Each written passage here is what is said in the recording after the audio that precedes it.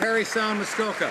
Mr. Speaker, in the Globe and Mail yesterday, the worldwide champion of the Magnitsky Act, Mr. Bill Browder, called the foreign minister's rejection of the legislation an outright betrayal.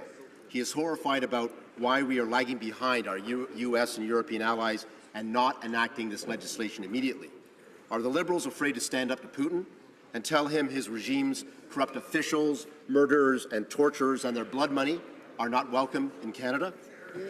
Well, Parliamentary Secretary to the Minister of Foreign Affairs. Thank you very much, Mr. Speaker. Quite frankly, the Conservatives did nothing to concretely address the Magnitsky case for the past decade. There are two important aspects to understand. Firstly, we already have the ability to ban individuals involved in the Magnitsky murder from entering Canada under the Immigration and Refugee Protection Act.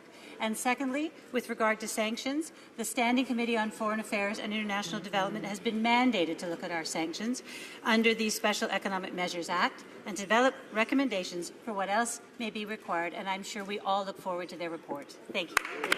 Parry Sound, Muskoka. After passed it unanimously in the previous Parliament, Mr. Speaker. Mr. President. Mr. Speaker, yesterday, Mr. Bill Browder, who was seeking justice for Sergei Magnitsky, said that the Minister of Global Affairs is not taking a strong enough tone with Russia. He's disappointed that the government will not adjust the Special Economic Measures Act, which excludes corrupt bureaucrats, human rights violators, and torturers.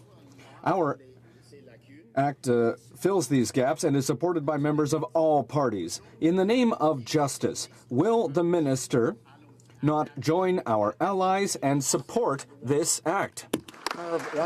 The Honourable Parliamentary Secretary. Justice, Mr. Speaker, we have made clear the unacceptable behaviour by Russia on many fronts, and we will continue to defend human rights issues.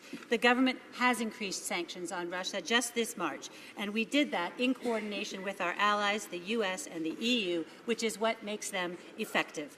The motion last year with regard to the Magnitsky Act asked that we explore sanctions, and that is exactly what we are doing under the Special Economic Measures Act. Thank you. Selkirk, Interlake, Eastman.